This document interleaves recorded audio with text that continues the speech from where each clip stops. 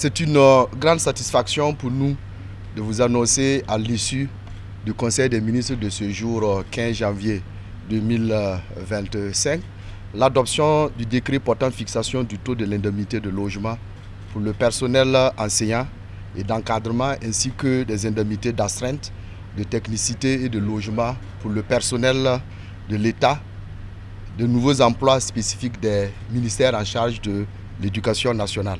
Il faut dire que l'adoption de ce décret constitue une avancée significative, j'allais dire, pour le gouvernement, en ce sens qu'il permet d'honorer la dette sociale à l'endroit de l'ensemble des collaborateurs qui effectivement avaient droit à cet avantage depuis 2023.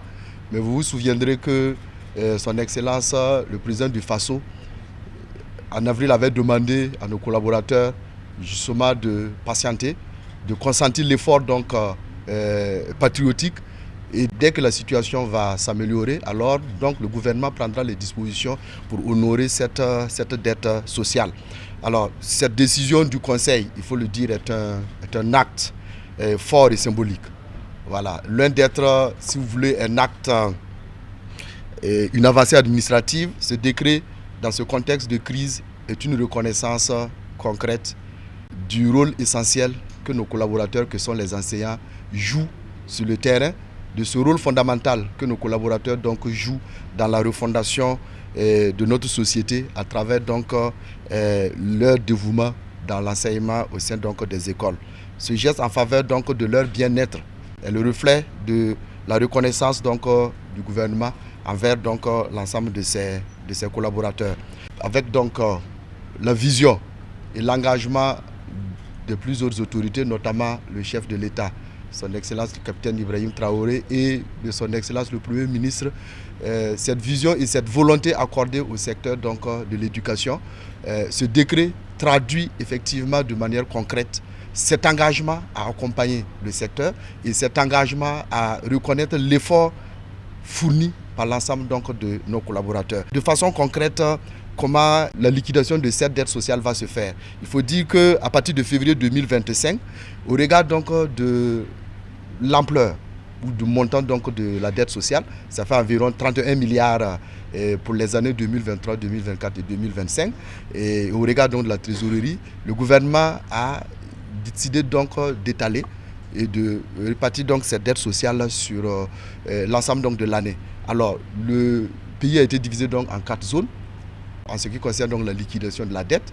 La première zone constituée essentiellement de 19 provinces, à savoir le BAM, les Banwa, la Nyanya, le Gourma, la Komandiari, la Kompienga, la Kossi, le Kulpergo, le Lorum, le Moun, le Namentenga, le Nayala, l'Oudala, le Sanmatenga, le Seno, le Soum, le Sourou, la Tapua et le Yaga.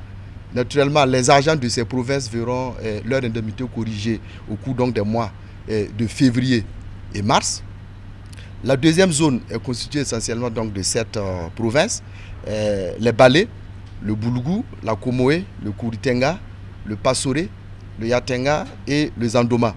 Alors l'incidence financière des agents de cette province sera corrigée au cours des mois d'avril et mai.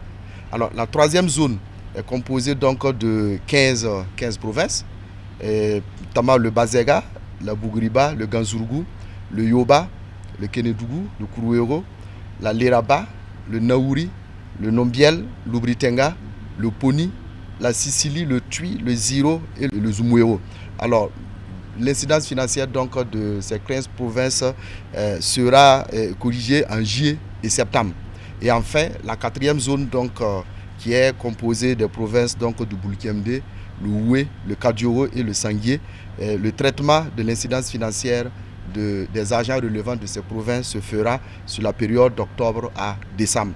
Voilà les 4 zones retenues par le Conseil des ministres pour la liquidation de la dette sociale. Alors ce plan d'appurement se veut réaliste en fonction bien sûr de la trésorerie et avec une priorité, comme vous l'avez constaté, qui a été donnée aux zones à fort défi sécuritaire.